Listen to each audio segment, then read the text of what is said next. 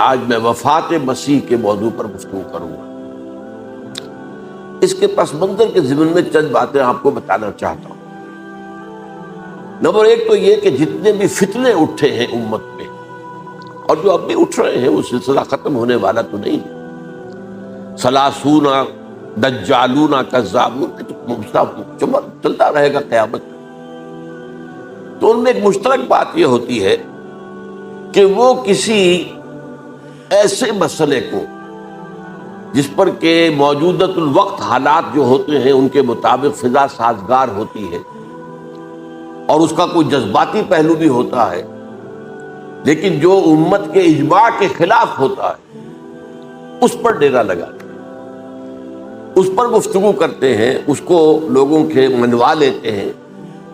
اس کا نتیجہ کیا ہوتا ہے کہ چونکہ وہ چیز مجمع علیہ ہوتی ہے، امت کا اجماع ہے 1400 برس، اب اگر اس شے کو انہوں نے غلط ثابت کر دیا اپنے ذوم میں، اور عام لوگوں سے کہ جو صاحب علم نہیں ہے، کہ جو نہیں سمجھ سکتے بات کو، اسے منوا لیا، اس کا مطلب ہے کہ اب اس شخص کے معتقد ہو گئے اور اسلاف سے منحرف ہو گئے کہ یہ تو بے وقوف سے سب لوگ، یہ سارے ہمارے علماء، یہ سارے محدثین، یہ سارے مفسرین، یہ سب بے وقوف تھے، یہ بات بھی نہیں کر سکے۔ یہ ہے وہ شخص، یہ مجدد وقت ہے جس نے یہ بات کہی۔ اس کی ایک مثال یہ ہے وفات مسیح کا معاملہ۔ اس کی ایک مثال میں آپ کو دیتا ہوں، دوسرا فطرہ، وہ بھی غلام احمد کے نام سے شروع ہوا، غلام احمد پرویز۔ وہ یتیم پوتے کی وراثت کا مسئلہ لے کر کھڑا ہو گئے۔ جیسے یہ غلام احمد قادیانی وفات مسیح کا کیسے ہو سکتا ہے کہ ہمارے نبی جو ہے وہ تو فوت ہو کر زیر زمین دفن ہو گئے، اور یہ عیسیٰ جو ہے یہ آسمان پر اٹھا لیے، کیسے ممکن؟ اب ظاہر بات ہے عام آدمی جو ہے مسلمان، جس کی حضور سے محبت ہے، حضور کی دل میں تعظیم ہے، عظمت ہے، عقیدت ہے، وہ اس جال میں پھنس جائے گا۔ پھر وہ اپنے دلائل کے ساتھ اس کو جو ہے وہ، اور چونکہ ماحول بھی جو میں سب عرض کروں گا کہ اس کے موافق ہو جاتا ہے اس وقت۔ غلام احمد پرویز نے کیا کہ یتیم پوتے کا مسئلہ، اب یہ اجماع ہے، اگر کسی شخص کا کوئی بیٹا اس کی زندگی میں فوت ہو جائے تو اس کا وراثت میں حصہ نہیں ہوتا، وراثت ہوتی ہے انہی میں جو اس کی موت کے وقت موجود، بیٹے ہو بیٹیاں ہو۔ اب اگر جو فوت شدہ بیٹا ہے اس کے کوئی یتیم بچے ہیں، تو اب اس میں بڑی ایک جو ہے دلیل، دیکھیے جی یتیم بچے بیچارے وہ محروم ہو گئے، یتیم بچوں کا تو زیادہ حق ہونا چاہیے۔ تو یہ تو قانون جو ہے، اگر یہ اس پر اجماع ہے تو پھر وہی بات کہ یہ سب بے وقوف لوگ تھے، اور یہ تو بڑے سخت دل اور سنگ دل لوگ تھے جنہوں نے یہ بات گھڑ رکھی۔ یہ میں نے آپ کو دو مثالیں دی۔ اب ظاہر بات ہے کہ جو اسلام کا قانون میراث ہے، قانون وراثت ہے، اس کی کچھ بنیادیں ہیں، اس کے کچھ اصول ہیں، ان اصولوں پر وہ کھڑا ہے، اور اس کے مطابق جو فیصلہ ہے وہ ہے۔ تو بہرحال یہ میں نے آپ کو مثال دی ہے کہ کسی ایسے مسئلے کو لے کر اس پر ڈیرا لگا لینا، مورچہ بنا لینا، اس سے اپنی عقیدت پیدا کر لینا، اسلاف سے برگشتہ کر لینا کہ یہ کوئی لوگ سمجھدار نہیں تھے، یہ بے وقوف لوگ تھے، جاہل لوگ تھے۔ اچھا، اب اسی پس منظر میں سمجھیے کہ 19ویں صدی کے اواخر میں کیا صورتحال ہندوستان میں ہو گئی تھی۔ انگریز آ گیا تھا، اور 1857 کے بعد اس کی براہ راست حکومت قائم ہو گئی تھی۔ اس سے پہلے 1757 سے 1857 تک جو بھی حکومت تھی، ایک تو پورے ہندوستان پر نہیں تھی، لیکن یہ کہ جو بھی تھی وہ ایسٹ انڈیا کمپنی کی تھی، تاج برطانیہ کی نہیں تھی۔ 1857 کے بعد حکومت قائم ہو گئی۔ اب ظاہر بات ہے کہ جب انگریزوں نے فتح کیا ہمیں، تو ہم پر رعب طاری ہوا کہ نہیں؟ پھر جو زندہ قومیں ہوتی ہیں ان میں کچھ اچھے اوصاف ہوتے ہیں، ان کے اندر فرض شناسی ہے، ان میں دیانت داری ہے۔ انگریز ڈپٹی کمشنر تھا، 9 بجے کا وقت ہے تو ٹھیک 9 بجے دفتر میں موجود ہوگا۔ ہمارے لوگ جو آ رہے ہیں لیٹ آرام سے، لیکن یہ ہے کہ ان کی یہ چیزیں جو ہوتی تھی، پھر بات اگر کی ہے تو اس کو پورا کیا ہے، تو اس حوالے سے ان کا رعب ہوتا۔ اسی طور پر اس زمانے میں ایک صورت یہ پیدا ہو گئی کہ نیوٹن کی فزکس آ گئی، اب معلوم ہوا کہ یہ تو گویا کہ آسمان کی وحی سے بھی زیادہ معتبر ہے۔ سائنس سے جو بات ثابت ہو جائے بس وہ حق ہے، اور جو ثابت نہ ہو سکے وہ ایسے ہی ہیں، وہ تو گویا کہ اوہام ہیں، ان کی کوئی حیثیت نہیں۔ اب اس ضمن میں کیا ہوا، اس وقت جو ہے سر سید احمد خان ایک شخصیت ابھری۔ انہوں نے جب دیکھا کہ اسلام کی بہت سی چیزیں جو ہیں وہ سائنٹیفک جو انداز فکر ہے اس میں فٹ نہیں بیٹھتی. یہ فرشتے کس بلا کا نام ہے؟ سائنس تو نہیں بتاتی ہمیں. لہذا انہوں نے کہا فرشتہ کوئی نہیں ہے. یہ فورسز آف دی نیچر کو فرشتہ کہہ دیا گیا. یہ جن کیا بلا ہوتے؟ کوئی جن ون نہیں ہے. وہ تو سائنس کی اس میں تو نہیں آتے، دکھائی نہیں دیتے. کوئی جن نہیں. یہ تو جو مشتعل مزاج کے لوگ ہوتے ہیں انسان، ان کو جن کہہ دیا گیا کہ وہ آگ سے پیدا ہوئے. جیسے ہم کہہ دیتے ہیں فلاں شخص غصے میں آگ بگولا ہو گیا، تو آگ تھوڑی ہو جاتا. یہ تو استعارہ ہے. اس طرح یہ جو معجزات ہیں یہ کوئی شے نہیں، ان کی بھی فزیکل توجیحات. یہ حضرت موسیٰ جب پار ہوئے اپنی قوم کو لے کر سمندر کے، تو یہ کوئی معجزہ نہیں تھا. یہ کوئی حضرت موسیٰ کی ضرب کی وجہ سے پھٹا نہیں تھا سمندر، بلکہ وہ تو مد و جزر کا معاملہ تھا. جس وقت سمندر اترا ہوا تھا، جزر میں تھا، تو موسیٰ اپنی قوم کو لے کر گزر گئے. جب فرعون آیا اپنے لشکر کے ساتھ تو سمندر مد پر آ گیا، چڑھ آیا، لہذا وہ ہلاک ہوئے. تو معجزات کا انکار، ان تمام کے اندر ایسی فضا پیدا ہو گئی تھی کہ جو عقلی اور سائنٹیفک، عقلی سے آگے بڑھ کر، ایک تو عقلی ہوتا منطقی، ایک ہے عقلی سائنٹیفک، کہ اس کے حوالے سے جو چیز اسلام کی فٹ نہیں بیٹھی، جیسے کہ آپ کہتے ہیں round peg in a square hole اور square peg in a round hole. اب اسکوئر پیگ ہے، راؤنڈ ہول ہے، تو آپ کو اس کے کونے تراشنے پڑیں گے تب وہ اس ہول میں جائے گا. لہذا انہوں نے وہ کونے تراشے، اسی کے طرز پر پھر چلے ہیں. جو آپ کو معلوم ہے علامہ مشرقی، انہوں نے بھی جب شروع کیا اپنا دھندا، تو ان کے پہلے کتابچے کیا تھے؟ مولوی کا غلط مذہب نمبر 1، مولوی کا غلط مذہب نمبر 2، مولوی کا غلط مذہب نمبر 3. چھوٹے چھوٹے کتابچے شائع کر مولویوں سے، علماء سے برگشتہ کر دیا. اب معلوم ہوا کہ یہ شخص ہے مجدد وقت، یہ مولویوں شولویوں کے پاس تو کچھ نہیں ہے. اسی کا معاملہ پھر وہ انکار حدیث کی شکل میں آیا، جن میں کہ ایک بڑی شخصیت جو ہے وہ غلام احمد کی، غلام احمد پرویز، کیونکہ اللہ تعالیٰ نے اسے صلاحیت دی تھی، اچھا انشاء پرداز تھا، لکھنا اچھا آتا تھا، بولتا بھی اچھا تھا. تو ظاہر بات ہے فتنہ وہی شخص پیدا کر سکتا ہے جو باصلاحیت ہو. جس میں کوئی صلاحیت نہیں وہ کیا فتنہ پیدا کرے گا؟ وہ نہ دنیا میں کوئی ترقی کرے گا، نہ دین میں کرے گا، نہ فتنہ انگیزی کر سکے گا. وہ تو جیسا بھی ہے معاملہ عام معمول جو ہے لوگوں کا، جیسی بھیڑ چال چل رہی ویسے چل جائے گا. تو اس فضا میں اصل میں غلام احمد پرویز نے جو ڈیرا لگایا وہ وفات مسیح پر. یہ سب غلط ہے. یہ کہ مسیح زندہ آسمان پر اٹھا لیے گئے، کیسے ممکن ہے؟ ممکن ہے یہ کوئی الہونی بات ہے؟ سائنس اس کو مان سکتی ہے؟ وہ تو اصل میں ٹھیک ہے. ان کا کہنا کیا ہے کہ مسیح کو سولی تو چڑھایا گیا تھا، لیکن وہ اس پر مرا نہیں، فوت نہیں ہوا، موت واقع نہیں ہوئی. پھر جب اس کو اتار لیا گیا تو زخمی تھا، مجروح تھا، لیکن تھا زندہ. پھر اس کو غار میں رکھ دیا گیا. پھر اس کے جو معتقدین تھے انہوں نے اس کی مرہم پٹی کی، اس کا علاج کیا. پھر وہ ٹھیک ٹھاک ہو کر پھر وہ وہاں سے چلا گیا، وہاں چھوڑ گیا اپنے اس شہر کو، یروشلم کو، اور اس ملک کو، فلسطین کو. اور پھر وہ آ گیا کشمیر میں، اور کشمیر میں وہ فوت ہوا. اس کی قبر موجود ہے. کسی قبر کی کوئی پرانی بوسیدہ قبر کا نام لے لیا، فلاں قبر جو ہے وہ عیسیٰ ابن مریم کی. یہ ہے سارا معاملہ.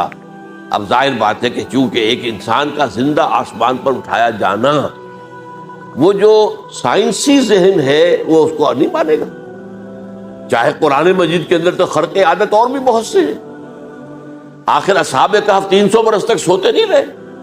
یہ کوئی سائنس کے حساب کتاب سے صحیح ہے؟ یا یہ ہے کہ حضرت عزیر علیہ السلام 100 برس تک مردہ رہے پھر زندہ کر دیے گئے؟ ان کا گدھا بھی زندہ کر دیا گیا جیسا کہ سورہ بقرہ میں آیا، لیکن ان کا کھانا جو ہے وہ صحیح رہا، اس کوئی مسا نہیں، اس میں کوئی بدبو نہیں آئی.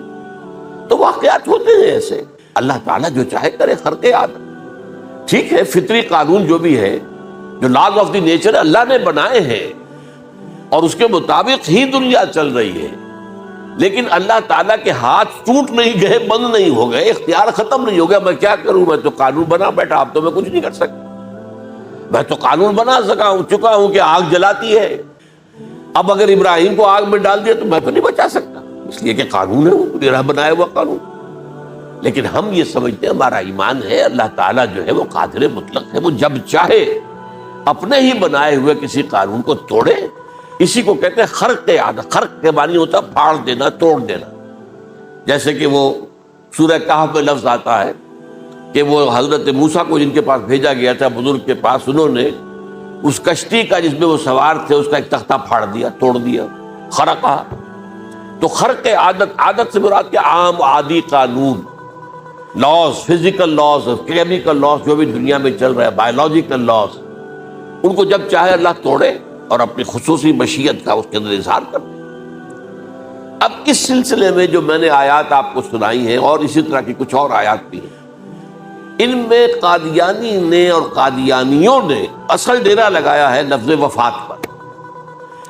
اصل میں یہ لفظ کیا ہے جو لوگ عربی زبان سے واقف نہیں، ان کو بڑی آسانی، وفات وفات وفات، یہ تو آ گیا ہے. توفیتو، توفیتا، متوفی کا، اے موسیٰ میں تمہیں وفات دے دوں گا. اے اللہ جب تو نے مجھے وفات دے دی، تو وفات تو قرآن میں ہے. پھر اس کے ہوتے ہوئے یہ مفسرین کو کیا ہو گیا؟ ان کا دماغ خراب ہو گیا. یہ تمام محدثین جو ہیں اتنی عقل بھی نہیں تھی. تو یہ وہ بات جو میں پہلے بیان کر چکا ہوں. اب میں آپ کو بتاتا ہوں اصل میں عربی زبان کا قاعدہ. عربی زبان کے اندر ایک سے حرفی روٹ ہوتا ہے، اس سے الفاظ بنتے چلے جاتے. مختلف خانوں میں پانی ہے، پانی کو آپ نے گلاس میں ڈال دیا، کوئی اور شیپ ہو گئی. کپ میں ڈالا کوئی اور شیپ ہو گئی، اور تشت میں ڈالا کوئی اور شیپ ہو گئی. شیپ تو بدل جائے گی، ہے تو وہی کا وہی پانی. تو اسی طریقے سے مثلاً میں مثال دے رہا ہوں آپ کو. علم یعلم، علم، کسی شے کو جان لیا. عالم یعلم، اعلامن، کسی کو کچھ بتا دیا. علما خود جان لیا، اور عالم یعلم اعلامن، کسی کو کچھ بتا دینا. علم یعلم تعلیمن، کسی کو کوئی بات بڑی اچھی طرح ذہن نشین کرانا، بار بار دہرانا، سمجھا دینا، یہ تعلیم ہو گئی. تعلم یتعلم تعلمن، خود علم حاصل کرنا. اب عالم یعلم سے عالم بنا، اور علم یعلم سے معلم بنا، اور تعلم یتعلم سے خود علم حاصل کرنا، اس سے متعلم بنا. متعلم جو کہ علم حاصل کر رہا ہے. اسی طرح استعلام، علم حاصل کرنا، کسی چیز کے بارے میں جسے ہندی میں کہتے جانکاری حاصل کر لینا، اویئرنس حاصل کر لینا. اب وہی لفظ ہے علم. اب کہیں آپ اس کے مادے کو دکھا کر اور اس کے معنی میں الٹ پھیر کریں گے تو جو شخص عربی زبان سے واقف نہیں وہ تو نہیں جانے گا. اسی طرح کی مثال ہے وفا، وفا یفی، وقا یقی، وفا یفی، اوفا یوفی ایفاءً، وفا یوفی توفیتاً، توفا یتوفا تعفن، اور استیفا. یہ اسی طریقے سے میں نے مثال آپ کو دے دی. وفا یفی کے مادے سے اس مصدر سے کوئی لفظ قرآن میں نہیں آیا، لیکن اردو میں آپ کو معلوم ہے نا بڑا پیارا مصرع ہے. وہ وعدہ ہی کیا جو وفا ہو گیا. بھئی وعدہ وفا کرو، وعدہ پورا کرو. اس کے معنی ہے پورا کر دینا، کسی کو کوئی چیز پوری دے دینا. اور اس کے بعد اوفا یوفی، اس کے معنی بھی وہی ہے، بھرپور. اس سے بنے گا اوفو بعہدی اوف بعہدکم. یہ جو سورہ بقرہ کے 5ویں رکوع میں آیا ہے، یہودیوں تم میرے عہد کو پورا کرو تو میں تمہارے عہد کو پورا کروں گا. تم میرے عہد کو پورا کرو. میں نے تم سے عہد لیا تھا کہ جو رسول نبی امی آئیں گے، نبی رسول امی، اس کو تمہیں ماننا ہے، اس کا ساتھ دینا ہے. اوفو بعہدی، اب اس عہد کو پورا کرو. اوف بعہدکم، تو میں تمہارے ساتھ برکات خیرات جیسی پہلے رہی ہیں ابھی باقی رکھوں گا. وفا یوفی، پورے اہتمام سے پورا کر دینا، کسی کو دے دینا چیز پورے اہتمام کے ساتھ. جیسے علم یعلم، پورے اہتمام کے ساتھ درجہ بدرجہ ایک بات ذہن نشین کرنا. یوفی، اس کا جیسے وَإِبْرَاهِيمَ الَّذِي وَفَّى، ذرا اس ابراہیم کا تذکرہ کرو جس نے سارے تقاضے جو اللہ کے تھے پورے کر دیے، بھرپور. جو امتحان آیا اس میں وہ ثابت قدم نکلے. توفا یتوفا، یہ آیا کسی شے کو پورا پورا لے لینا. اب ایک ہے پورا پورا دے دینا، ایک ہے پورا پورا لے لینا، ایک ہے کسی کو علم دینا، علم یعلم تعلیما، کسی کو پورا دینا، وفا یوفی توفیتن، کسی سے علم حاصل کرنا، تعلم یتعلم تعلما، کسی سے پورا پورا لے لینا ہے، توفا یتوفی، اور اسی طرح استیفاء، کسی سے پورا لے لینا۔ یہ لفظ آیا ہے ویل للمطففین الذین اذا اکتالوا علی الناس یستوفون واذا کالوہم ووزنوہم یخسرون۔ ہلاکت و بربادی ہے ان ڈنڈی مارنے والوں کے لیے جو جب تول کر لیتے ہیں تو پورا لیتے ہیں، اور جب دیتے ہیں تو اس میں کمی کر دیتے ہیں، ڈنڈی مار جاتے ہیں۔ الا یظن اولئک انہم مبعوثون، کیا انہیں یاد نہیں رہا ہے کہ یہ دوبارہ اٹھائے جائیں گے، اللہ کے سامنے کھڑے ہوں گے، حساب ہوگا پورا پورا، پیسے پیسے۔ تو یہ میں نے آپ کو اس گردان سے بتا دیا کہ ایک ہی لفظ جو ہے وہ کتنے معنی دے رہا، مادہ ایک ہے، وفا یوفی پورا کر دینا، اوفا یوفی پورا کر دینا، لیکن توفا یتوفی پورا لے لینا، استیفاء پورا لینا، اذا اکتالوا علی الناس یستوفون واذا کالوہم ووزنوہم یخسرون۔ اب دیکھیے اس میں قرآن مجید جو ہے اس کے ضمن میں سب سے جو فیصلہ کن آیت ہے وہ سورہ زمر کی ہے، اور یہ جو میں نے پچھلی مرتبہ بھی آپ سے کہا تھا، لا یاتیہ الباطل من بین یدیہ ولا من خلفہ، قرآن پر باطل حملہ آور ہو ہی نہیں سکتا، نہ سامنے سے نہ پیچھے سے۔ اب دیکھیے یہ ساری آیتیں جن میں حضرت مسیح کا ذکر ہے اور وفات کا لفظ جو ہے مختلف صورتوں میں استعمال ہوا ہے، اس میں سورہ زمر جو کہ مکی صورت ہے اس میں ہے وہ کانٹے دار آیت جس سے مسئلہ حل ہوتا، وہ کیا ہے؟ وہ میں نے آپ کو سنائی ہے، اللہ یتوفی الانفس حین موتہا، اللہ قبض کر لیتا ہے، لے لیتا ہے نفس کو اس کی موت کے وقت، واللتی لم تمت فی منامہا، اور جس کے مرنے کا وقت نہیں آیا، مرا نہیں ہے، اس کی نیند میں لے لیتا ہے، فیمسک التی قطع علیہ الموت، تو جس پر موت کا فیصلہ ہو چکا ہے اس کو تو روکے رکھا ہے، موت کے وقت لیا اور روکے رکھا، اور ویرسل الاخری الی اجل مسمی، اور جو دوسرے ہیں جن کی موت کا وقت نہیں آیا ان کو مؤخر کر دیتا ہے، واپس کر دیتا ہے، لوٹا دیتا ہے۔ سوال یہ نیند میں کیا چیز اللہ لیتا ہے؟ کیا جان لیتا ہے؟ جائز بات نہیں، شعور نہیں چلا۔ ایک ہے انسان کا شعور، وہی تو سب سے اعلیٰ شے ہے، سب سے اونچی چیز تو وہی ہے۔ یہ شعور ختم ہو گیا تو انسان کہاں رہا؟ اس کے نیچے جو کچھ ہے وہ تحت شعور ہے، سب کانشیس مائنڈ۔ تو خواب واب جو ہوتے ہیں وہ سب کانشیس مائنڈ کے ہوتے ہیں، وہ کانشیس مائنڈ کے تو نہیں ہوتے۔ جو کانشیسنس ہے، شعور جو ہے، اور خاص طور پر خود شعوری، وہ نیند میں اللہ سلب کر لیتا ہے۔ تو محض شعور کے لیے بھی وفات کا لفظ آ گیا۔ ابھی تو جان یہی ہے، جو سویا ہوا ہے وہ مرا تو نہیں ہے، زندہ ہے۔ البتہ جب جس کو ہم موت کہتے ہیں وقت آیا تو شعور بھی لے لیا، جان بھی لے لی، دو چیزیں لے لی۔ حضرت عیسیٰ پر پورا اطلاق ہوا، مجسم عیسیٰ کو لے لیا، شعور بھی لے لیا، جان بھی لے لی اور بدن بھی لے لیا۔ تو گویا کہ لفظ توفا کا کامل اطلاق تو صرف عیسیٰ پر ہو رہا ہے۔ ہم جب مرتے تو ہمارا جسم تو یہی رہتا ہے، وہ تو گیا قبر میں، پورا قبض نہیں کیا اس نے، پوری شے کو اپنے قبضے میں نہیں لیا، جسم تو یہی ہے۔ لیکن یہ کہ موت کے اندر ظاہر بات ہے کہ جان گئی، اور جان ہی ایسا چیز ہے، جب جان نکل گئی تو یہ کیا ہے؟ یہ تو یوں سمجھیے کہ اب ایسی چیزیں جلدی سے قبر میں دبا دو ورنہ یہ سڑے گی، گل جائے گی، اور قبر میں بھی کیا ہوگا؟ کیڑے ویڑے کھائیں گے، ختم کریں گے، الا ماشاءاللہ جس کو اللہ چاہے۔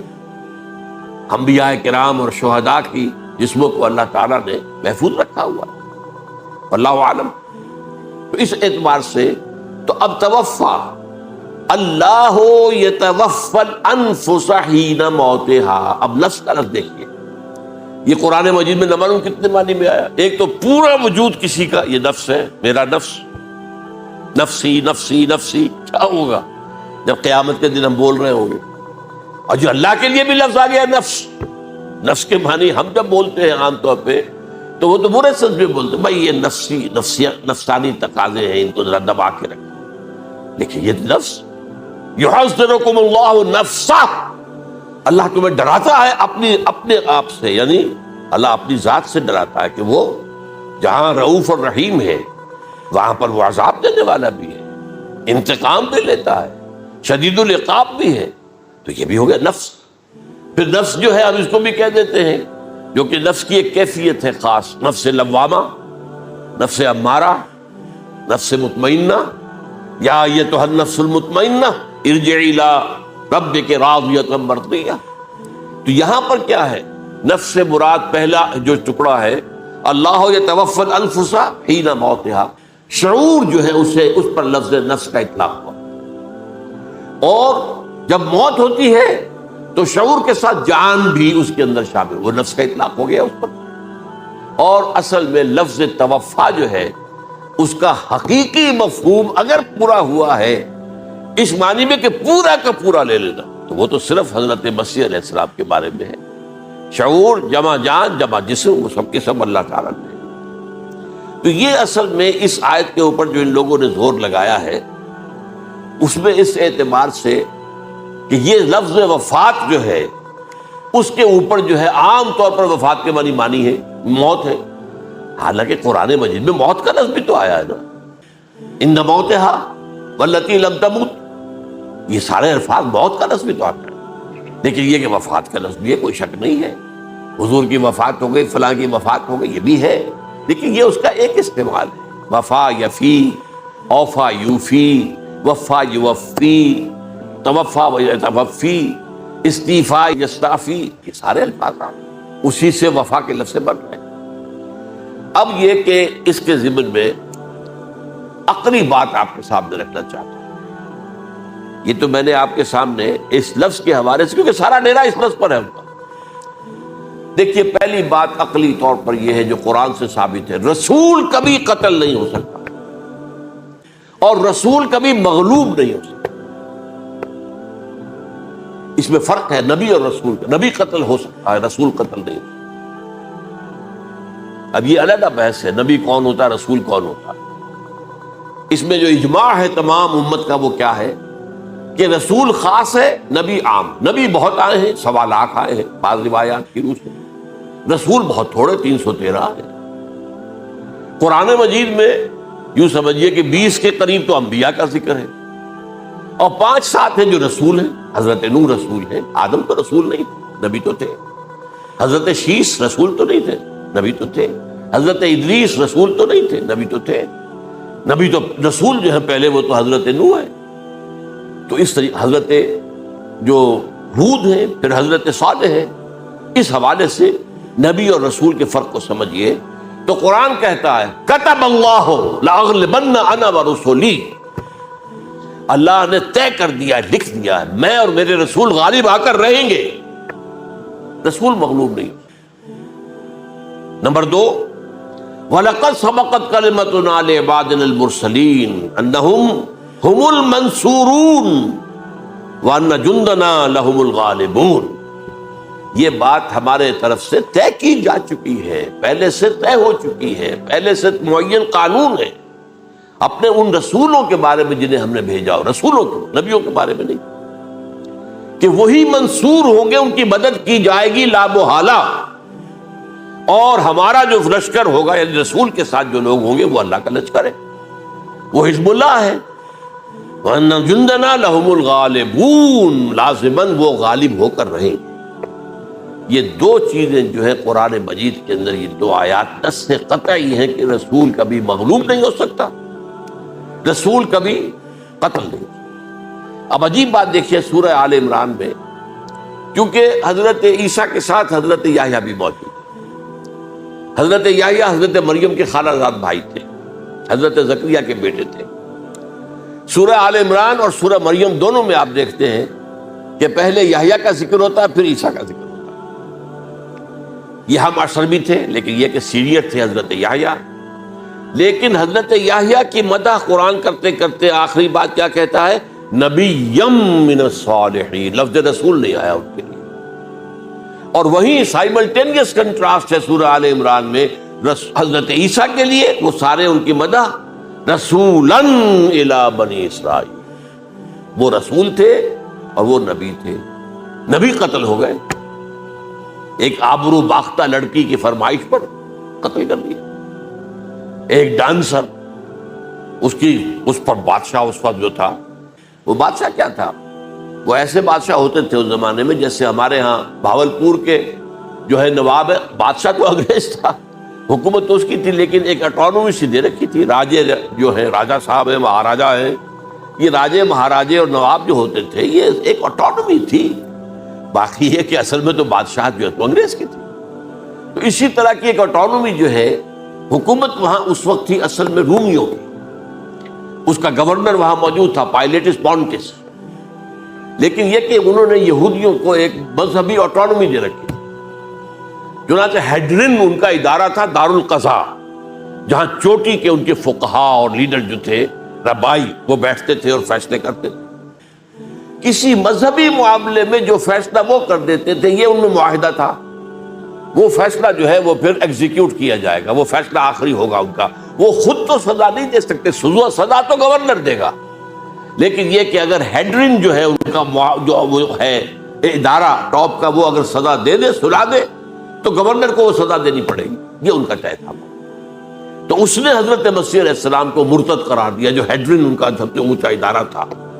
اس اعتبار سے ان کو جو ہے، لیکن جیسا کہ میں بتا رہا تھا کہ حضرت عیسیٰ رسول تھے، وہ قتل نہیں ہو سکتے تھے، مغلوب نہیں ہو سکتے تھے، لیکن حضرت یحییٰ نبی تھے، ان کو وہی جو اس وقت کا جو یہودیوں میں سے جو بادشاہ تھا نام کا، جو ہیروڈ اینٹیپاس، یوں سمجھیے کہ اس نے کچھ بہت حرام کاری کی ہوئی تھی، شاید اپنے بھائی کی کسی بیوہ کو، وہ مجھے ایگزیکٹلی یاد نہیں ہے، بغیر اس کے کہ وہ عدت مدت پوری ہو پھر نکاح ہو، اسے اپنے گھر میں ڈالا ہوا تھا، اور اس کی جو لڑکی تھی اس کے اوپر بھی عشق آ گیا تھا، آپ کو دل آ گیا تھا، شادی بھی کرنا چاہتا تھا اس سے، اور اس کا ڈانس تھا، اس پر کہا مانگو کیا مانگتی ہو۔ تو اس نے کہا، اس لیے کہ حضرت یحییٰ جو ہے تنقید کرتے تھے بہت کہ یہ تم کیا حرام کام کر رہے ہو، تم نے جس طریقے سے جس عورت کو گھر میں ڈالا ہوا ہے، تم گناہ کر رہے ہو، تم شریعت کے خلاف کام کر رہے ہو۔ اس کو کہا تھا یو ڈاٹر آف سن، اس لڑکی کو کہا تھا تم جو کہ گناہ کی بیٹی ہو، اور وہ ناراض تھے، اور وہ ملکہ بھی جو تھی اس وقت تھی، اور یہ اس کی بیٹی بھی بہت ناراض تھی۔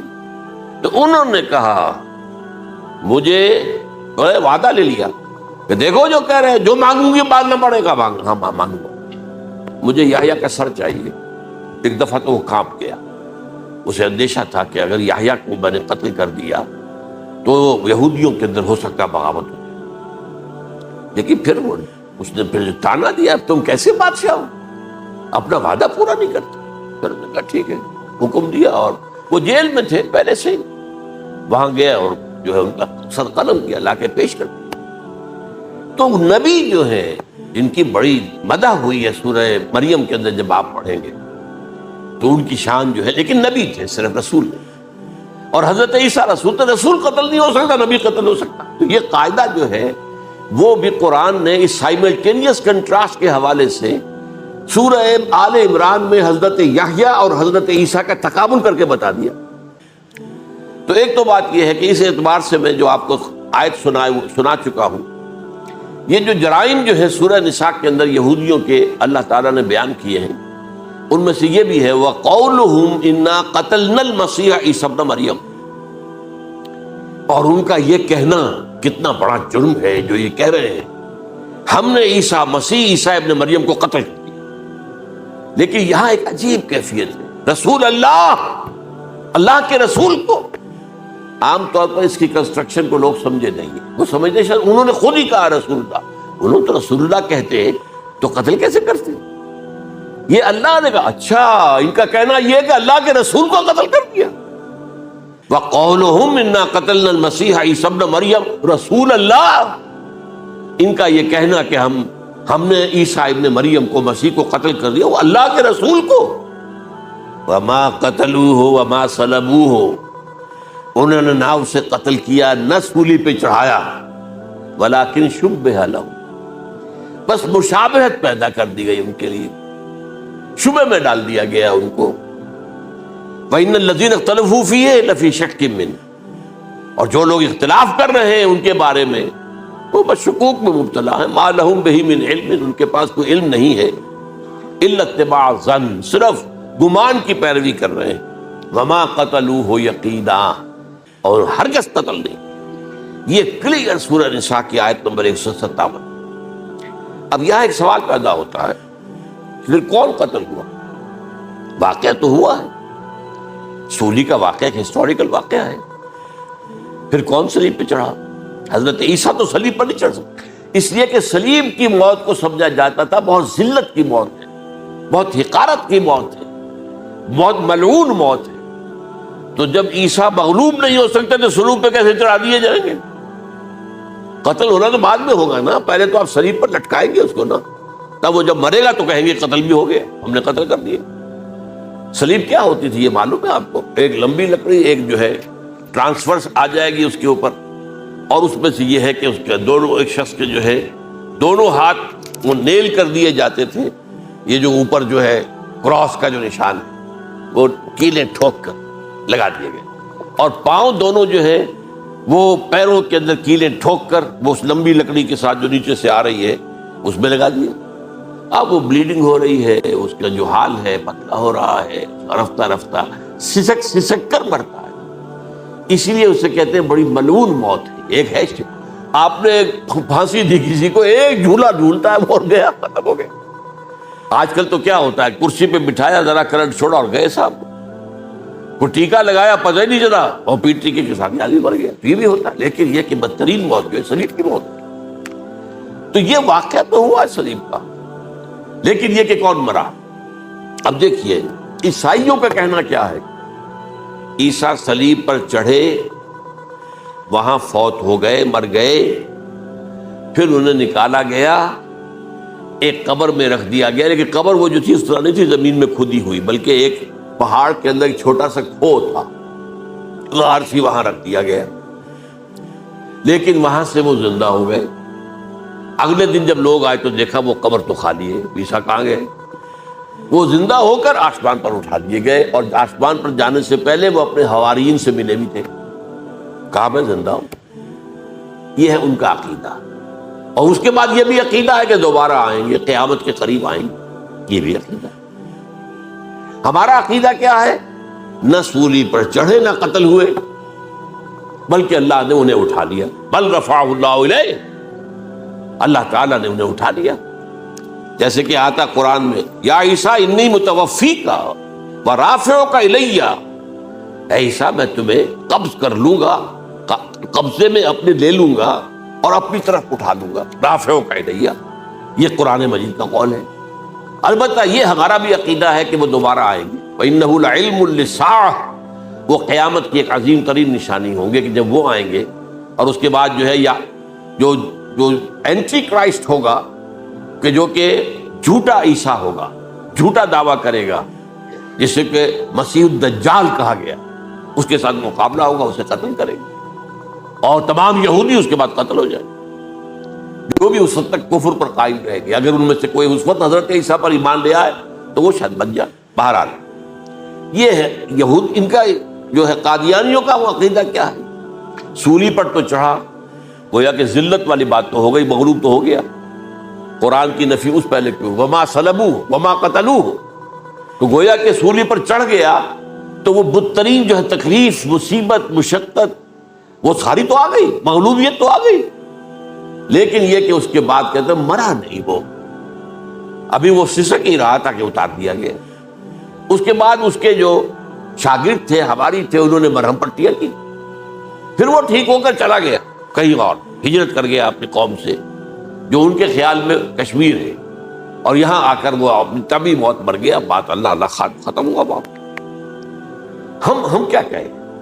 ہم تو صرف یہ کہتے رہے ہیں، 1300 برس تک ہم نے یہ کہا ہے کہ ہمارا ایمان ہے قرآن پر کہ ان پر نہ صلیب دیے گئے نہ قتل ہوئے، انہیں اٹھا لیا گیا۔ کب اٹھایا یہ ہمیں معلوم نہیں تھا، کس مرحلے پر اٹھایا یہ ہمیں معلوم نہیں تھا، پھر سولی پر کون چڑھا یہ ہمیں معلوم نہیں تھا، لہذا کسی تفسیر میں آپ کو نہیں ملے گا، کہیں نہیں، نہ قرآن میں ہے، نہ حدیث میں ہے، نہ کسی تفسیر میں۔ یہ تو پچھلی صدی کے دوران جو پوپ کی لائبریری ویٹیکان میں، اس سے ایک نسخہ برآمد ہوا، انجیل برنباس۔ اب یہ بھی آپ کو معلوم ہونا چاہیے کہ انجیلیں 104 تھیں، جن میں سے 4 جو ہے سلیکٹ کی گئی، 100 انجیلیں اور ہیں جنہیں وہ اپوکریفل کہتے ہیں، غیر مستند انجیلیں، اپوکریفل۔ اور یہ ہے کینونیکل، قانونی، یہ ہے کہ جو مستند ہیں 4، لیکن جو 100 اور ہیں ان میں سے ایک یہ بھی ہے برنباس۔ اور برنباس کے بارے میں عیسائی مانتے ہیں کہ وہ بھی حضرت عیسیٰ علیہ السلام کے حواریین میں سے ایک تھے، وہ انجیل نکل آئی، اب وہ چھپ بھی گئی ہے۔ کراچی میں ایک ادارہ ہے، خاص طور پر باوانی جو سیٹ ہیں ان کا بنایا ہوا ادارہ ہے، تو وہی چھاپتے بھی ہیں۔ ایک زمانے میں تو کافی تقسیم بھی کر رہے تھے، اب مجھے معلوم نہیں۔ اس نے سارا قصہ بیان کیا۔ قصہ کیا ہے؟ بہت دلچسپ قصہ ہے، پوری تفصیل سے۔ ایک شخص جو کہ حضرت مسیح کے حواریین میں شامل ہو گیا، وہ تھا جیوڈاس اسکیریوٹ۔ یہ شخص اصل میں تھا ایک زیر زمین تنظیم وہاں چل رہی تھی، زیلوٹس، انڈر گراؤنڈ موومنٹ، تاکہ ہم رومنوں کی حکومت یہاں سے ختم کریں اور اپنی پوری حکومت اور آزادی حاصل کریں۔ ان میں سے یہ بھی تھا، ان کا سرغنہ تھا برابس، برابا ڈاکو اسے کہا جاتا ہے، برابس۔ ظاہر بات ہے کہ قانون شکن تھا تو ڈاکو ہی تھا۔ اچھا، ان میں سے یہ شخص جو ہے، اس نے جیوڈاس نے حضرت عیسیٰ کے معجزے دیکھے بہت، اور اتنا یقین ہو گیا اسے کہ یہ شخص جو ہے عیسیٰ، یہ ایک مرتبہ اگر رومیوں پر لعنت بھیج دے، کرخ کر دے، تو رومی ختم ہو جائے۔ لیکن ان سے کئی دفعہ جو ہے پھیر ڈال کر، ہیر پھیر کے ساتھ کوشش کی گئی کہ رومیوں کے خلاف وہ کوئی جو ہے وہ لعنت برآمد کر دے، وہ نہیں کرتے تھے۔ یہ ایک علیحدہ بات ہے، کیوں نہیں کرتے تھے، یہ اس وقت میرا موضوع نہیں ہے۔ منہاج عیسوی کیا تھا، منہاج موسوی کیا تھا، منہاج محمدی کیا تھا، ان میں فرق ہے۔ لِكُلٍّ جَعَلْنَا مِنْكُمْ شِرْعَةً وَمِنْهَاجًا، سورہ مائدہ میں آیا، تمام رسولوں کے لیے ہم نے ایک ایک منہاج، ایک ایک شریعت علیحدہ علیحدہ دی ہے۔ بہرحال منہاج عیسوی کچھ اور تھا، تو یہ نہیں کہتے تھے۔ اب اس نے کیا کیا کہ وہ اپنے ڈاکو سرغنے سے اجازت لے کر ان کے حواریین میں شامل ہو گیا، اعتماد حاصل کیا، اور بار بار کوشش کی کہ یہ بددعا دے دیں، رومیوں کو نہیں دی۔ اب اس نے سوچا کہ انہیں اگر ذاتی طور پر تکلیف پہنچے گی تو زبان سے کلمہ نکل ہی جائے گا نا، کوئی لعنت۔ اس نے پکڑوایا حضرت عیسیٰ، کیونکہ جب یہ فیصلہ ہو گیا تھا ان کے قتل کا، ہیڈرن جو ہے ادارہ وہ دے چکا تھا، اس کا فتویٰ تھا یہ واجب القتل ہے، یہ مرتد ہے، لہذا اس کو قتل کر دیا جائے۔ اور یہ فیصلہ جو ہے وہ رومی گورنر تک پہنچایا جا چکا تھا۔ رومی گورنر یہ یہاں تک کہ یہ سینٹ جو متی کی انجیل ہے اس میں موجود ہے، بھائی ہمارے پاس تو اس کا کوئی جرم نہیں ہے، ہمارے ہاں کوئی ایسی بات اس کی نہیں ہے جس سے کہ ہم اسے واجب القتل قرار دیں۔ ان کا نہیں، ہمارا حکم ہے، ہمارا فیصلہ تمہارا طے ہے، چاہے مذہبی معاملے میں کوئی فیصلہ ہمارا ہوگا تو تمہیں جو ایگزیکیوٹ کرنا ہوگا۔ بہرحال اس وقت حضرت مسیح روپوش ہو گئے گرفتاری سے بچنے کے، ایک باغ میں تھے وہ، وہاں پر رات کے وقت انہوں نے اپنے حواریین کے ساتھ لاسٹ سپر کہتے ہیں اس کو، لاسٹ سپر کھانا کھایا، آخری کھانا تھا۔ اور اس کے بعد اس نے فرمایا آج کی رات تم میں سے ایک میرے خلاف غداری کرے گا۔ یہ کہہ کر حضرت مسیح تو ایک کوٹھڑی میں چلے گئے، جو ہوتی ہے باغ کے اندر، کوئی کھرپے ورپے جو ہے، کوئی وہاں پہ کسیاں رکھی ہوئی، تو اس میں خود جا کر عبادت میں مصروف ہو گئے۔ اپنے حواریین سے کہا کہ تم بھی عبادت کرو، وہ حواریین سو گئے۔ اب یہ اسکریوٹ جو ہے یہ اٹھا، یہ گیا رومیوں سے جا کر کہا میں پہنچا دیتا ہوں عیسیٰ تک، پکڑوا دیتا ہوں، آؤ میرے ساتھ۔ 30 ان کے آدمی آئے، اس سے کہا باغ کے باہر کھڑے رہو تم، میں اندر جاؤں گا، تھوڑی دیر کے بعد تم آنا، جسے میں کہوں اے میرے استاد، پکڑ لینا اسے۔ یعنی رومنز کو معلوم نہیں تھا کہ یہ کون ہے عیسیٰ، لیکن یہ کہ یہ تو یہودیوں کو معلوم تھا نا سب۔ ہوا کیا کہ وہ جب اندر آیا ہے اور کوٹھڑی میں داخل ہوا، اسی وقت اس کی شکل بدل دی گئی حضرت مسیح کی، شبہ لہم، مشابہت پیدا کر دی گئی، شبیہ بدل دی گئی، اور چھت پھٹی، 4 فرشتے اترے اور حضرت مسیح کو لے کر آسمان پر چلے گئے۔ تو گرفت باہر آیا وہ، تو جیسے ہی وہ یہ باہر آیا وہ باقی ہماری جان جاگ گئے، ہمارے استاد اسی وقت جو ہے وہ رومی داخل ہو گئے تو پکڑ لیے۔ تو اصل میں گرفتار ہوا ہے برنباس کی انجیل کے مطابق یوڈاس اسکریوٹ، وہ سولی چڑھا ہے۔ لعنتی موت اس پر آئی، کیوں آئی ہے؟ غداری کی اس نے، بٹرے کیا حضرت مسیح علیہ السلام کو، تو وہ تو مستحق تھا، کوئی ظلم نہیں تھا۔ اگر عیسیٰ کی جگہ کسی اور کو دے دیا جاتا ایسے کسی کو پکڑ کر تو وہ تو ظلم ہو جاتا تھا، اس کا تو کوئی جرم نہیں تھا، تو یہ تو واقعی مجرم تھا۔ وہ سولی چڑھا ہے اور حضرت عیسیٰ کو اٹھا لیا۔ یہ ہے وہ ساری تفصیل جو کہ انجیل برنباس کے اندر موجود ہے۔ The gospel of our lord according to saint Barnabas, یہ اس کا نام ہے۔ ایونجیلیم برنابے، یہ جو ہے یونانی زبان میں اس کا نام ہے یا لیٹن میں۔ بہرحال یہ ہے معاملہ۔ تو پہلی بات تو یہ ہے کہ عقلی طور پر رسول نہ مغلوب ہو سکتا ہے نہ قتل ہو سکتا ہے، ہمارا عقیدہ ہے، ماں صلبوہ وما قتلوہ۔ لیکن یہ کہ اگر یہودی، اگر جو قادیانی مانتے ہیں سولی چڑھ گئے تو صلیب تو ہو گئی، قرآن کی نفی تو ہو گئی، ہاں مرا نہیں، یہ دوسری بات ہے۔ دوسری بات یہ ہے کہ رسولوں کے باب میں اللہ کا قانون کیا ہے؟ اگر کسی قوم کی طرف رسول کو بھیجا اور اس قوم نے بحثیت مجموعی انکار کر دیا، رد کر دیا، ریجیکٹ کر دیا، پوری قوم ہلاک، اور رسول اور اس کے جو چند ساتھی ایمان لے آتے تھے وہ وہاں سے ہجرت کر کے چلے جاتے۔ لیکن ہجرت کر کے جاتے تھے تو اس کے بعد کسی اور مقام پر کریں گے اہل نظر تازہ بستیاں آباد، پھر وہاں پر ایک قوم انہوں نے جو ہے اپنا مرکز بنایا، ایک نئی امت کھڑی ہو گئی۔ اس کی سب سے بڑی مثال کیا ہے؟ قوم عاد ختم ہوئی حضرت ہود علیہ السلام کو ریجیکٹ کرنے کے باعث، ہلاک کر دی گئی۔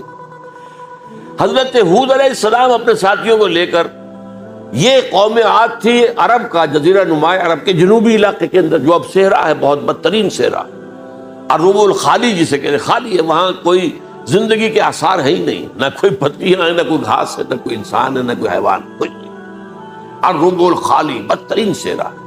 وہ صحرا ایسا ہے کہ اس کے اندر کوئی چیز ٹکتی نہیں ہے، جو چیز اوپر ہوگی وہ دھستی چلی جائے گی، اندر چلی جائے گی۔ ورنہ عام صحرا کے اندر ریت کے اوپر اونٹ بھی چلتا ہے، انسان بھی چلتے ہیں، لیکن اس میں نہیں۔ تو یہاں پر قوم عاد جو ہے آباد تھی، اور اب جو ہے وہ سیٹلائٹ سے دیکھ لیا گیا ہے کہ قوم عاد کا جو بڑا بادشاہ تھا شداد، اس نے جو جنت بنائی تھی وہ موجود ہے، زیر زمین اسی صحرا کے نیچے دفن شدہ موجود، جس کو کہا گیا ہے الم تر کیف فعل ربک بعاد ارم ذات العماد التی لم یخلق مثلها فی البلاد۔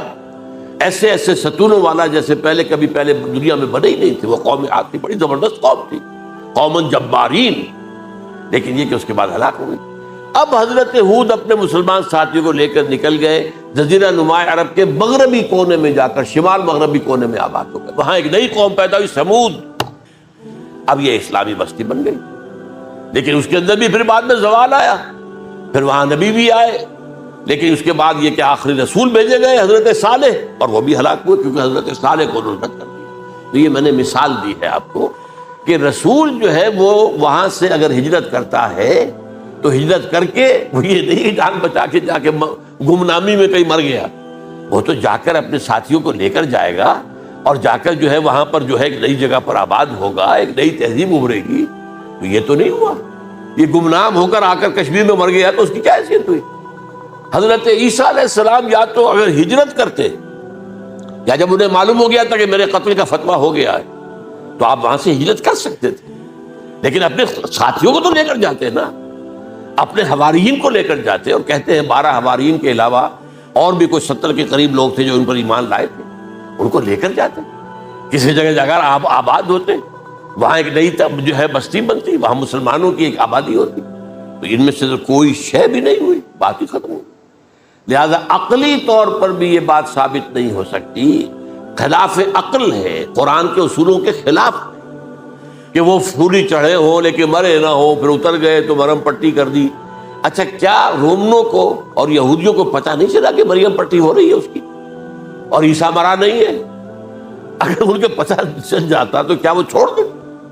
اب مرہم پٹی کے بغیر تو 12 جو شخص سولی پر لٹکا رہا ہے وہ تو تقریباً مردہ ہی ہوتا ہے نا، وہ چلیے ہو سکتا ہے کہ کوئی ایسا امکان ہو کہ اس کی نبض ابھی چل رہی ہو اور وہ اتار لیا جائے اور مرہم پٹی کر لی جائے تو بچ جائے، لیکن یہ کہ پھر اس کے بعد وہ اگر وہاں سے ہجرت کرتے تو وہاں سے وہ اپنے حواریین کو لے کر جاتے اور کسی نئی جگہ پر جا کر آباد ہوتے۔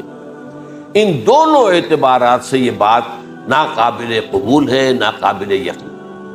لیکن اسی مسئلے کو لے کر انہوں نے، جو جیسا کہ میں نے بتایا تھا، وفات ہو گئی، کیسے ہو سکتا ہے ہمارے نبی جو سید المرسلین ہے وہ تو زیر زمین دفن ہو گئے اور یہ جو آسمان پر اٹھا لیے گئے، یہ کیسے ہو سکتا؟ بس اس کے اوپر عام لوگ جو ہیں وہ متاثر ہوئے، اور خاص طور پر وہ سائنٹیفک مائنڈ جو بن گیا تھا، تو چونکہ سائنس کے اس خاکے کے اندر وہ بات فٹ نہیں بیٹھتی، لہذا ان لوگوں نے اس کو قبول کیا۔ اب یہ کہ یہ جو واحد استثناء ہوا ہے یہ کسی اور کے ساتھ نہیں ہوا۔ ویسے حضرت مسیح کی پوری شخصیت مستثنیٰ ہے، بن باپ کے تو کوئی اور رسول پیدا ہوا ہی نہیں، نہ نبی پیدا ہوا۔ پھر وہ معجزے جو حضرت مسیح کو ملے کسی نبی کو نہیں ملے۔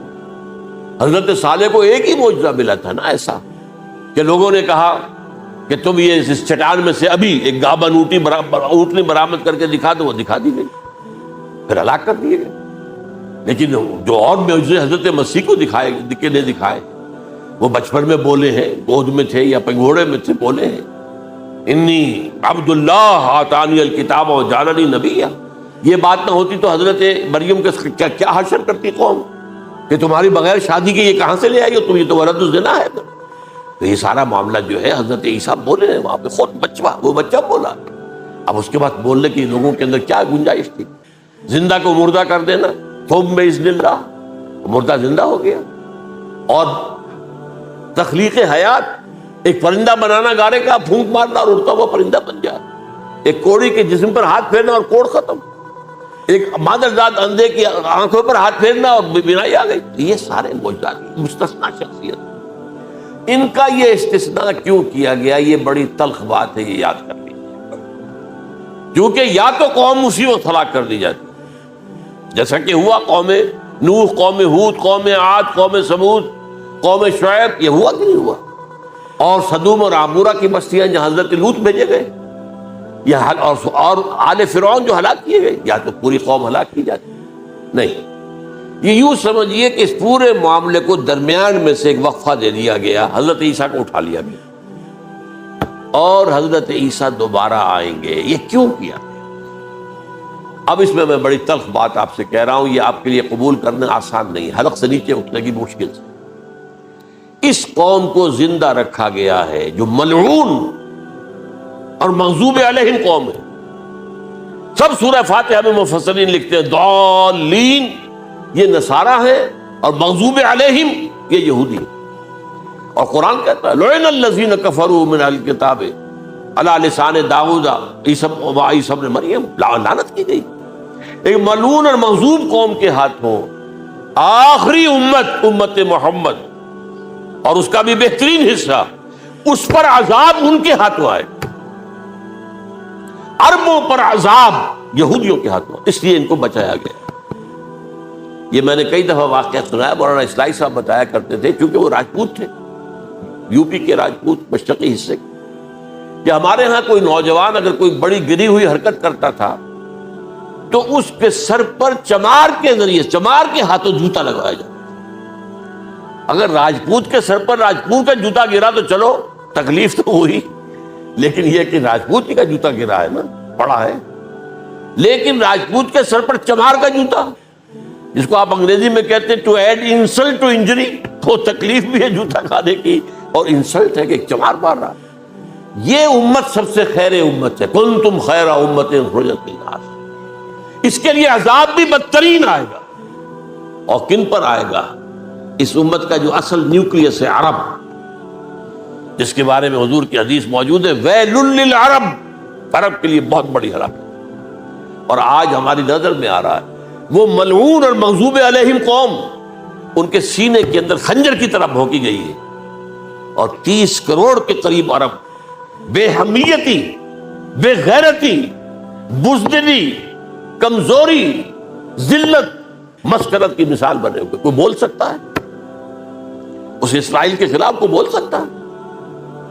30-35 لاکھ آدمی ہے اسرائیل کے اندر یہودی، اس سے زیادہ تو امریکہ میں 50 لاکھ ہے، کل 1.25 کروڑ آدمی ہے یہ یہودی پوری دنیا کے اندر۔ لیکن دیکھیے جو چاہتا کرتا ہے، جب چاہا اس نے عراق کے ایٹمک انسٹالیشن کو تباہ کر دیا، اور سعودی عرب کی فضا میں اس کو فیول کیا ہے انہوں نے، دوبارہ ریفیولنگ جو ہوئی ہے ان کے جہازوں کی، وہ سعودی عرب کی فضا میں ہوئی۔ یہ صورت جو ہے عربوں کے اوپر، اور اب جو آنا ہے آرمگیدان، کیونکہ پوری عیسائی دنیا یہودیوں کے قبضے میں ہے، اور یہ رومی ایک حدیث کی روح سے 80 علم لے کر حملہ آور ہوں گے تم پر، اور یہ ہوگا مڈل ایسٹ میں۔ آپ کو معلوم ہے پوری دنیا میں کہا جا رہا ہے 3rd ورلڈ وار جو ہونے والی ہے وہ مڈل ایسٹ میں ہوگی، اور میں ٹوائنبی کا قول آپ کو سنا چکا ہوں، 1950 کا قول ہے اس کا۔ یہ اس وقت تک تو سوال ہی پیدا نہیں ہوتا تھا، سارا تصادم جو ہو رہا تھا وہ ایک طرف روسی اور اس کے ساتھی تھے، روس اور اس کے ساتھی، دوسری طرف یہ مغربی یورپ اور امریکہ تھا۔ کوئی مسلمانوں اور عیسائیوں کی کسی جنگ کا تو کوئی امکان نظر ہی نہیں آتا تھا۔ لیکن ٹائنبی نے کہا ہے، جو سب سے بڑا فلاسفر آف ہسٹری ہے 20ویں صدی کا، کہ اب جو جنگ ہوگی بڑی، جو اس نیکسٹ سینچری کی، 21st سینچری کی، وہ در حقیقت کمیونزم کے درمیان اور کیپٹلزم کے درمیان نہیں ہوگی، بلکہ عیسائیوں اور مسلمانوں کے درمیان۔ یہ میں اس کا حوالہ بھی پورا آپ کو دے چکا ہوں، اس نے یہ کہاں یہ بات کہی۔ تو یہ ہے، یہ بات جان لیجیے، اب مڈل ایسٹ میں ہوگی، گریٹر اسرائیل بنے گا۔ حدیث میں خبریں، یہ سارے مسلمان ممالک تمہارے ہاتھ سے نکل جائیں گے مسلمانوں، یہ عراق اور اردن اور یہ اور وہ، یہاں تک کہ ترکی، سعودی عرب کا بھی شمالی حصہ نکل جائے گا۔ البتہ مدینے کا جو ان کا پروگرام ہے اس کو اللہ نہیں پورا ہونے دے گا، مدینے میں داخلے کی ان کو اجازت نہیں ملے گی۔ بہرحال یہ سارا کچھ ہونے والا، وہ وقت بھی آنے والا ہے کہ حضور کی ایک حدیث کے مطابق ایک شخص کے 1000 بیٹے ہوں گے تو 999 ختم ہو جائیں گے، ایک بچے۔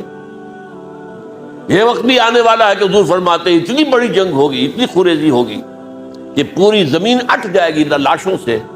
تو پرندہ جو ہے، کوئی ایک تو پرندے ہوتے ہیں کہ جو مردار خور ہے، گدھ ہے، وہ تو بڑی خوشی سے اتریں گے، تناول فرمائیں گے لاشوں کو۔ اسی طریقے سے کوے ہیں، چیلے ہیں، لیکن جو نفاست پسند پرندے ہیں وہ لاش کے اوپر اترنا نہیں چاہتے۔ تو ایک پرندہ اڑتا چلا جائے گا، اسے کہیں زمین پر اترنے کی جگہ نہیں ملے گی، لاشیں ہی لاشیں ہوں گی، یہاں تک کہ وہ تھک ہار کر اس کے جو ہے پر جواب دے جائیں گے، گرے گا تو لاش پر گرے گا۔ یہ وقت آنے والا، اور یہ یہودیوں کے ہاتھ، یا یہودیوں کے جو سپورٹرز ہیں اس وقت، جو ان کے ہاتھ میں اعلی کار، ان کے ہاتھ وہ آنا۔ میرے نزدیک اس کام کے لیے اس ملعون قوم کو، کہ جو حضرت عیسیٰ کے زمانے سے ملعون ہو چکی، اس کو باقی رکھا گیا، اسے یہ موقع دیا گیا ہے، اس نے اسرائیل بنا لیا ہے۔ تقریباً 2000 سال کے بعد وہ دوبارہ آ کر آباد ہوئے اس سرزمین میں جہاں سے نکال دیے گئے تھے 70 عیسوی کے اندر۔ یہ سارا کچھ کیوں ہو رہا ہے؟ تو در حقیقت میرے نزدیک واللہ عالم حکمت خداوندی اس میں یہ ہے، انہیں روک کر رکھا گیا ہے اور حضرت عیسیٰ کو اٹھا لیا، پھر وہی عیسیٰ آئیں گے اور انہی کے ہاتھ میں یہ ہلاک ہوگا۔ سوائے اس کے، چونکہ جو ایک میں نے آپ کو کئی دفعہ حوالہ دیا ہے، فلاڈلفیا ٹرمپٹ ایک رسالہ نکلتا ہے پروٹیسٹنٹ عیسائیوں کا، انہوں نے یہ لکھا ہے، اس نے لکھا ہے ایک پرچے کے اندر کہ جب حضرت مسیح آئے گی، اینٹی کرائسٹ ہوگا، وہ لکھا اس نے کہ وہ یہودی ہوگا، حالانکہ وہ پرو یہودی ہے۔ وہ جتنے بھی یہ جو کرسچن زائنسٹ ہیں، یہ تو یہودیوں سے بڑھ کر زائنسٹ ہیں، ان کے بڑے سپورٹر ہیں۔ تو لیکن اس نے لکھا ہے اینٹی کرائسٹ ول بی اے جیو۔ ابھی کچھ عرصے پہلے آپ کو یاد ہوگا نوسٹریڈیمس کا بڑا چرچا ہو گیا تھا، اس کی جو ہے وہ پیشن گوئیاں، اور یہ کہ ایک مسلمان ہوگا اینٹی کرائسٹ، اور صدام کے بارے میں اشارے کیے جا رہے تھے کہ وہ اینٹی کرائسٹ ہوگا وغیرہ وغیرہ۔ لیکن انہوں نے لکھا ہے کہ وہ اینٹی کرائسٹ یہودی ہوگا، اور اس نے لکھا 80% یہودی قتل ہو جائے گا۔ یہ میں نے ایک تعویل کی ہے اپنے ذہن میں کہ 20% شاید وہ ہوں جو حضرت عیسیٰ کی جو سیکنڈ کمنگ ہے، آمد ثانی کے موقع پر ان پر ایمان لے آئیں اور وہ بچ جائیں۔ لیکن جو بھی حضرت عیسیٰ کا انکاری ہوگا وہ ختم کر دیا جائے گا، جیسے قوم نوح ختم ہوئی، قوم ہود ختم ہوئی، قوم عاد ختم ہوئی، قوم صالح ختم ہوئی، اسی طریقے سے۔ تو یہ قانون خداوندی پورا ہونا ہے۔ بس ایسے ہی ہے جیسے کسی کو پھانسی کا حکم تو ہو گیا ہو لیکن ابھی ایگزیکیوشن نہ ہوئی ہو، ہوتا ہے 2 سال 3 سال گزر جاتے ہیں کہ پھانسی کا حکم ہے لیکن یہ کہ وہ پھانسی نہیں ہو رہی ہے، وہ اپیل در اپیل معاملہ چل رہا ہے۔ یہ ہے میرے نزدیک واللہ اعلم، اللہ تعالیٰ نے یہ کوڑا ان مسلمانوں کے لیے رکھا ہوا کہ جن کے رتبے ہیں سوا، ان کی سوا مشکل ہے. جتنا اونچا مقام اللہ نے دیا عربوں کو، ان میں حضور کو اٹھایا، ان کی زبان میں اپنا آخری کلام نازل کیا، تو ان کی ذمہ داری بھی بہت ہے. جن کے رتبے ہیں سوا، ان کی سوا مشکل ہے. اقول قولی ھذا واستغفر اللہ لی ولکم ولسائر المسلمین والمسلمات.